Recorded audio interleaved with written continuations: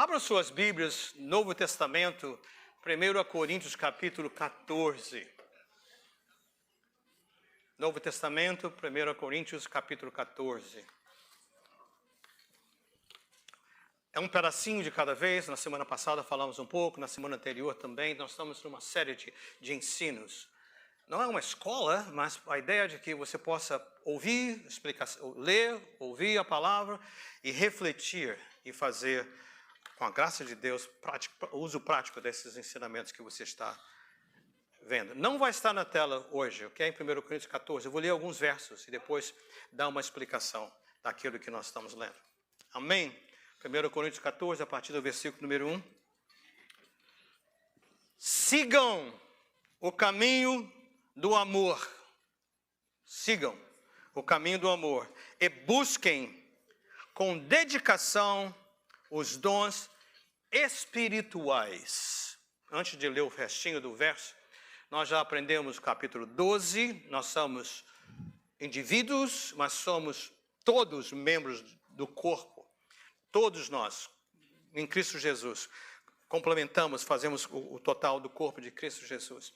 Vimos no capítulo número 13, que mesmo que nós tenhamos todos os dons, mais de 10, 3, 4, 5, 10 dons, mas se não tivermos amor, nós apenas estamos fazendo barulho. Atividade não substitui o amor, a maneira como nós amamos a Deus, mas principalmente como nós nos relacionamos. Tudo tem a ver como isso transforma. Sem amor, é só barulho, é só atividade. E nós falamos bastante. Caso você queira ver todo o ensino, você pode ir no nosso CCP Newark YouTube, ou CCP Newark Facebook, página. Ali você tem todo o ensinamento, 30 minutos, 35 minutos mais ou menos por parte.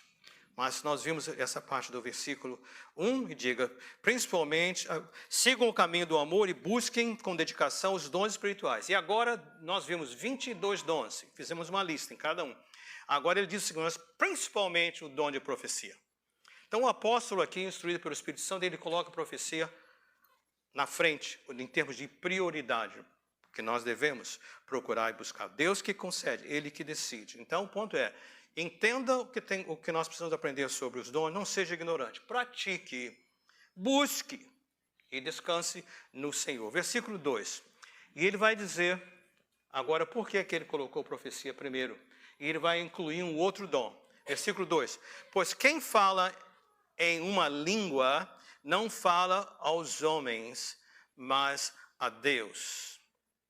De fato, ninguém o entende, e em espírito fala mistérios. Então ele foi, busque os dons, principalmente de profecia, e agora ele diz, quem fala em línguas, e ele dá algumas colocações aqui. Deixa eu, sem ter um quadro, sem ter aqui a tela, colocar algumas coisas aqui. Primeira coisa que nós vemos é o seguinte, o dom de línguas, concedido pelo Espírito Santo, ele tem um direcionamento único, é mão única.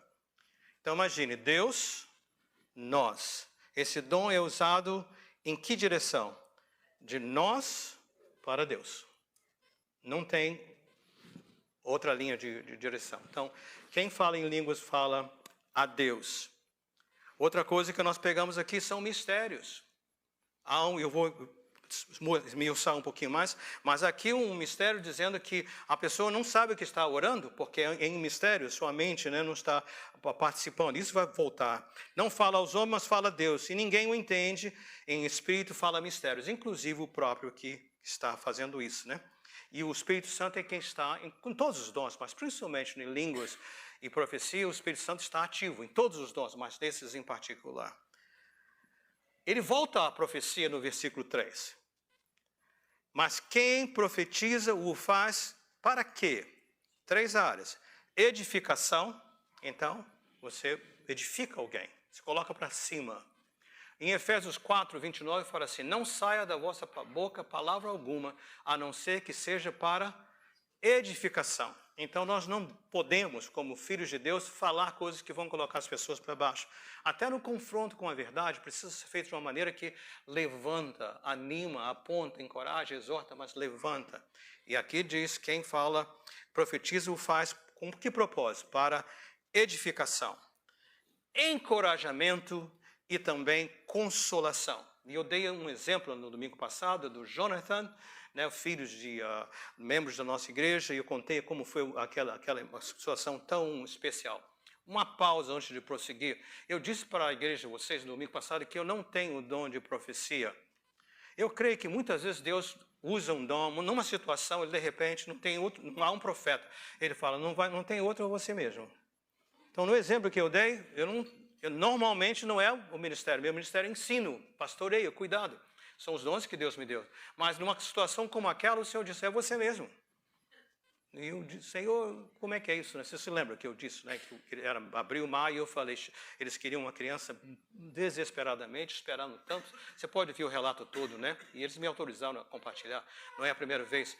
E naquela reunião de oração de quinta-feira, o Senhor falou, fala com eles que dezembro eles vão ter seu filho nos seus braços. Quase morri. Eu vou falar isso, e aí? O Antigo Testamento fala, se o profeta profetiza e não cumpre, é apedrejado. Né? Então o temor veio, mas o Senhor falou, não importa. Então, esse é o seu papel. E dia 23 de dezembro daquele ano, eles estavam com Jonas nos braços. Então, mas o ponto que eu quis dizer é que isso não é um ofício que Deus tem me dado. Deus me chamou para pastorear, cuidar, ensinar. Mas há pessoas que Deus concede, entendeu? Não é falar o que a gente quer. O Senhor que decide. E eu diria, profecia em geral é raro. Quando as pessoas profetizam todo o tempo, aí eu fico pensando, essa pessoa me ama muito, né? Gosta muito de mim e está me desejando boas coisas, mas o Senhor não está falando. Então, só muito cuidado com isso aí, né? A gente tem que ter, mas essa é a ideia, né? Mas quem faz para edificação, nesse caso, né? Então, profecia, a línguas nós vimos, Deus, nós. A direção, nós para Deus. Direcionado pelo Espírito Santo. Profecia é Deus para nós. Ele fala, já especificado, é encorajamento, consolo e também edificação. São as áreas. O Senhor coloca, Ele vem, Ele direciona para nós. Versículo 4. Quem fala em línguas edifica-se, a si mesmo se edifica, ou seja, o exercício do dom traz uma edificação, uma alegria, uma realização enorme, muito grande. A gente não faz pelo que sente, mas é uma bênção ser usado por Deus. Por exemplo, quando eu estou ensinando e há um aproveitamento da parte dos ouvintes, aquilo me faz um bem enorme. Da mesma maneira, quem ora em línguas também há uma satisfação tremenda. Assim mesmo se edifica, mas quem profetiza edifica a igreja. Por quê? Você está falando para o outro, né? Língua você está falando para Deus, você está adorando. E adorar a Deus é bom? É ótimo. Principalmente com dons de línguas ou cânticos espirituais. Mas também ele está dizendo que quem está orando edifica a si mesmo, porque tem um galardão disso aí, né? Mas quem profetiza, além de ter a satisfação de ser usado por Deus, está falando para a igreja também, e a igreja edificada.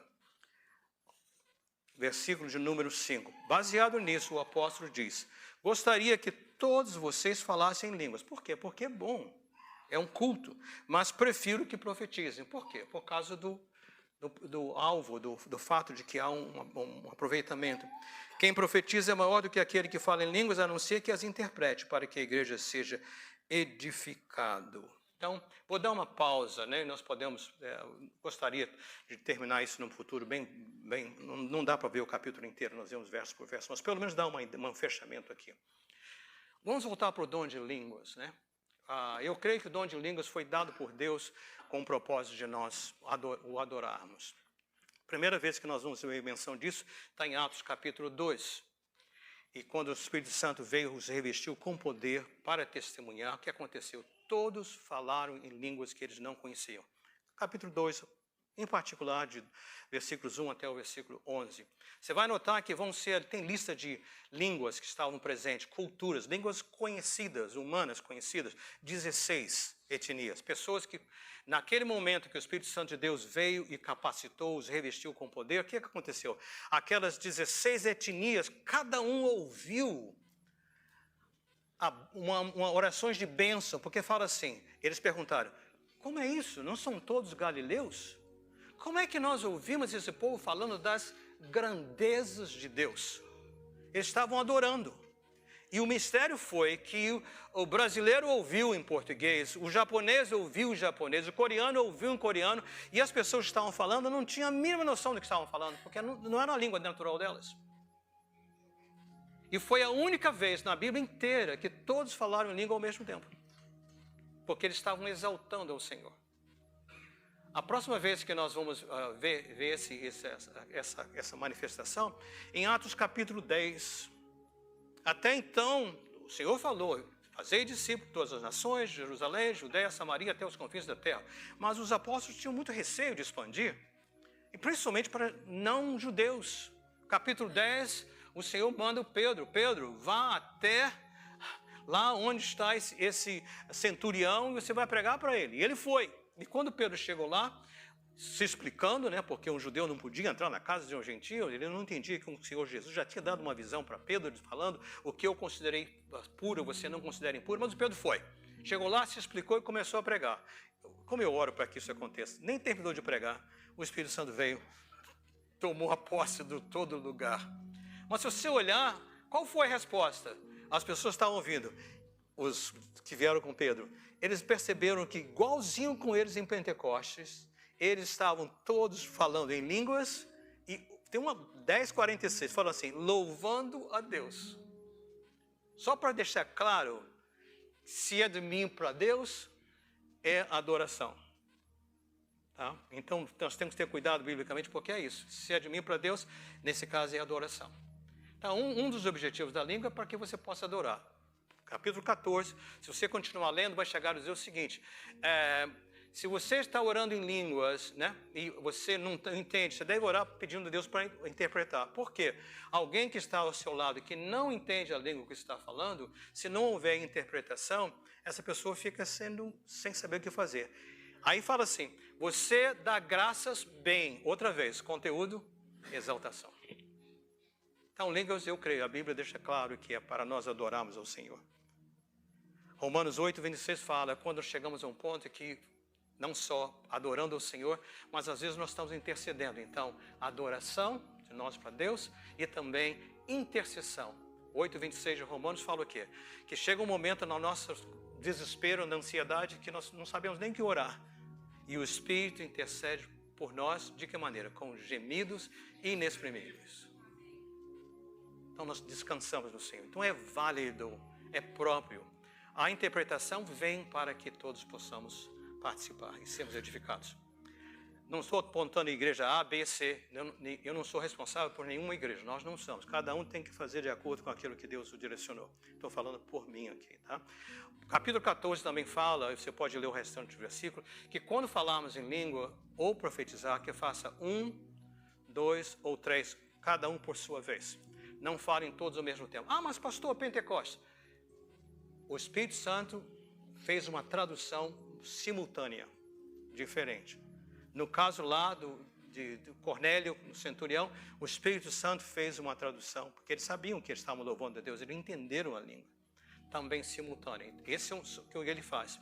Mas toda vez que estivermos juntos, 1, 2, consecutivamente, 3, que eu falo dentro do culto, de cada vez.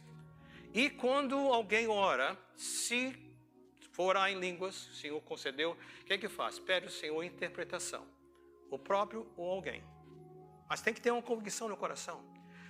Infelizmente, o que eu tenho na minha vida, desses anos de ministério, muitas vezes já estive em reuniões de oração, que alguém falou em línguas, adorou ao Senhor, então eu estou esperando a interpretação. Aí vem assim, assim diz o Senhor, e me vem com uma palavra profética. Naquela hora eu já sei, isso é prática, isso é tradição. Porque quem ora em línguas, adora. Quem profetiza, fala. Terminou de falar em línguas e começou a dizer, assim diz o Senhor, digo, esse direcionamento está trocado. Eu falo isso com um coração pesado. Em muitos anos, eu frequento muito igrejas que não são como a nossa, no sentido da compreensão dos dons, como eu estou explicando, muitas reuniões de oração, todo tipo. Imagine. Eu lembro uma vez, em 2000, eu estava em Toronto com o presbítero Elimar, o presbítero Francisco e mais um, né? E eu estava com aquele negócio de pessoas caírem, né? Eu falei, isso aí não é do Senhor. aquela multidão de gente, cai para lá, cai para ali, cai aqui. Que negócio é esse, né? Aí chegou um dia de uma reunião lá, do preletor, e falou o seguinte: nós estávamos num hotel pequenininho, 4 homenzões e o Francisco um homenzão, apertado. Então a gente amanhecia com torcicolo, porque a gente estava dormindo tudo apertado, né, num quarto só, para economizar. Make a long story short. Nós estamos ali, aí na pregação lá, um indivíduo vem, alguém que eu não tinha simpatizado muito com um dos preletores, e ele falou: quem tem alguma enfermidade, alguma coisa que precisa ser curada? Eu estou quieto, né?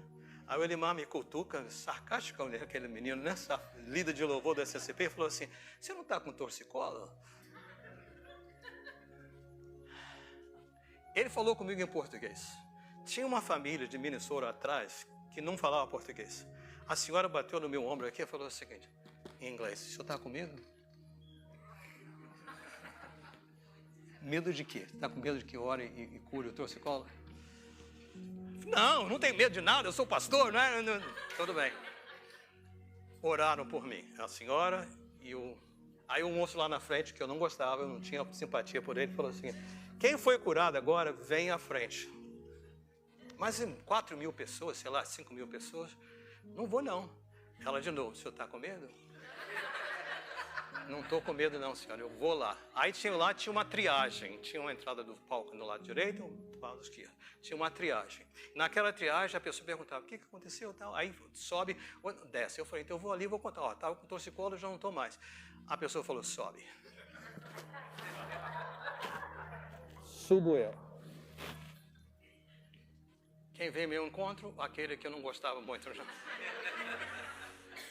A pessoa, como o presbítero Jairo estava com o microfone na mão, nem me deu o microfone, né? Aí só segurou assim e falou: e aí, o que aconteceu contigo? Eu falei: sou um pastor lá de New Jersey, não estou tendo a vontade de nada desse negócio aqui. O que aconteceu? Eu estava com torcicolo, agora já não estou mais, né? Então, naquela hora, o pessoal todo riu, né? Todo mundo riu, porque eu estava falando: isso aqui está uma confusão só. Irmãos, sabe o que aconteceu naquela hora? Eu perdi a minha força total. Eu caí para trás. 4 pessoas que já estavam a posse, cada um segurou por um braço ou pela perna, e me levaram para um cemitério de caídas. Fiquei 45 minutos lá, mais ou menos, ouvindo tudo, falando tudo. Veio um senhor de idade orar: Senhor, dá-lhe mais do teu Santo Espírito. Perdidinho. O presbítero Francisco comprou essa fita, um vídeo. Só que eu peguei a fita dele, está guardada depois da minha promoção para o céu, aí vocês podem olhar. Eu falei: ninguém na CCB vai ver isso, porque isso aí, ninguém. E até hoje, né, tá conseguindo manter a promessa. Meu ponto é: Deus faz coisas extraordinárias, maravilhas, mas quando nós adoramos em línguas, precisamos desse tempo. Para quê? Para que a pessoa possa se beneficiar. Cuidado com as práticas, porque ao longo dos anos a gente vai pegando manias, né? Um passa para o outro, um passa para o outro, um passa para o outro. Mas, biblicamente, um de cada vez. Tudo isso para dizer o seguinte: nessa caminhada toda, até hoje, gente, jovem que sou, tem uma igreja apenas, que já não é mais a igreja que era, né? Em Cranford, na saída 136. Hoje é a igreja IHOP, International House of Prayer. Mas anos atrás, era lá o pastor Dennis Miller. Nós tínhamos família que nos convidaram para ir lá, anos de 83. Foi a única igreja pentecostal que eu estive presente. Estava o louvor, não tinha uma banda inteira, tinha um piano, né, tocando, principalmente, mas era um louvor bem intenso. E de repente alguém começou a falar em línguas. Sabe o que aconteceu? O louvor parou, a igreja parou, só se ouviu aquela voz, adorando ao Senhor. E quando terminou, alguém se levantou e adorou o Senhor, interpretando para nós em inglês. Raro. Mas aí eu entendi. É do Senhor. E toda a banda, líder de louvor, todo mundo parou. Até o piano parou. Não fez nem música de fundo. Aquela coisa linda. Uma linguagem estranha. E quando terminou, era uma adoração ao Senhor. Aí nós podemos dizer: amém. Ajudou? Então a profecia é um instrumento que Deus dá para nós. E como eu expliquei, às vezes Ele nos dá num momento, numa situação, ou Ele pode dar pessoas que têm esse ministério, né? Mas o cuidado é... Nós estamos dando Jeremias agora na leitura da Bíblia em 2 anos, né? Você notou quantos falsos profetas tem ali? Pessoas falando coisas completamente contrárias do que Deus estava falando. Porque era agradável ao ouvir. E às vezes as pessoas com um bom coração. Eu creio que eu já dei para vocês bastante. O principal é o seguinte, para nós não ignorarmos, nós não cancelarmos, nós não dizer, ok, não, isso aí é muito delicado, não pode ser usado. Nós precisamos de todos os dons que Deus tem para a nossa igreja, para o corpo dele, que é Cristo Jesus. E é Ele que concede. Nosso papel é conhecer a palavra e agir de acordo com a palavra. Eu creio que isso aí cobre bastante, né? E o apóstolo Paulo, para encerrar, ele fala bem claro para nós, lá no finalzinho, né? Tem um texto aqui sobre as irmãs que eu quero voltar no futuro, né? Para as mulheres, né? Como elas devem estar no culto. Eu creio que é um contexto aqui diferente, né? Mas eu queria que nós terminássemos com o último versículo que fala o seguinte, né? Ele fala assim... Versículo 27, eu já expliquei, se por alguém falar em línguas, devem falar 2 ou 3, e alguém deve interpretar. Se não houver intérprete, fique calado na igreja, falando consigo mesmo e com Deus. Tratando-se de profecias, falem 2 ou 3, e os outros julguem cuidadosamente o que foi dito. Aí ele fala, se tiver uma revelação, versículo número 30, e alguém que está sentado, cale-se o primeiro. Pois vocês todos podem profetizar, cada um por sua vez, de forma que todos sejam instruídos e encorajados. O espírito dos profetas está sujeito aos profetas, pois Deus não é Deus de desordem, mas de ordem. E ele conclui, versículo 39, dizendo, portanto, meus irmãos, busquem com dedicação o profetizar, e não proíbam o falar em línguas, mas tudo deve ser feito com decência e ordem. Ele coloca a direção para nós. Nós não temos que temer. Precisamos confiar na atuação extraordinária do Senhor. Eu mencionei já na semana passada, né? E bom que o nosso presbítero Reinaldo está aqui. Eu contei para eles, Reinaldo, sobre aquela oferta que nós estávamos no final da compra do prédio, né? Que faltavam, né, os $31 mil para a escritura. E que nós éramos você, se a memória me falha, Michael e Gilmar Molina, naquela época de conselho, e Moisés era um diácono, e que o Senhor falou para nós. Tinha mais alguém? Mike Elimar, Gero Elimar, então. Elimar. Molina foi, ok. Elimar, então voltando aqui, esse que foi conosco a Toronto, né? Mas anyway, e que o Senhor falou, esse dinheiro é meu. E aí? Como é que você direciona uma igreja prestes a ganhar esse prédio, né? E nós não tínhamos o dinheiro para pagar a transferência de $31 mil, o Senhor disse, esse dinheiro é meu. E como eu contei, né, o Senhor na última hora, lá no momento, ele já tinha providenciado, mas nós nem sabíamos. Nós não precisamos, saímos com o dinheiro. A gente foi lá devendo e voltamos com sobra, com $2 mil, ou seja, de lucro. Por quê? Porque o Senhor fala, Ele usa para cada um de nós. Você fica de pé comigo?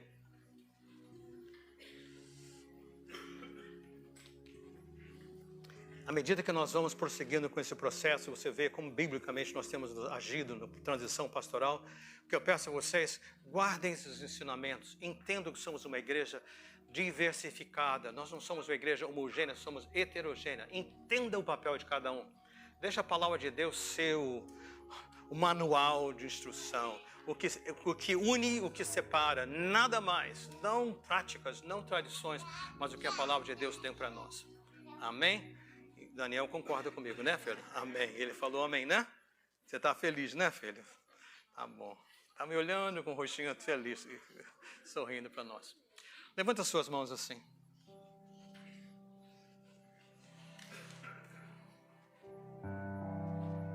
Aquele que é poderoso para fazer infinitamente mais, além do que pedimos ou pensamos, conforme o seu poder que opera em nós. A Ele seja a glória na igreja e em Cristo Jesus por todas as gerações, e que o amor de Deus, o nosso Pai, a graça do Senhor Jesus Cristo, a comunhão, a consolação do Santo Espírito de Deus esteja com cada um de vocês, agora e para todos sempre. Amém. Vão e sejam um bênção em nome do Senhor Jesus.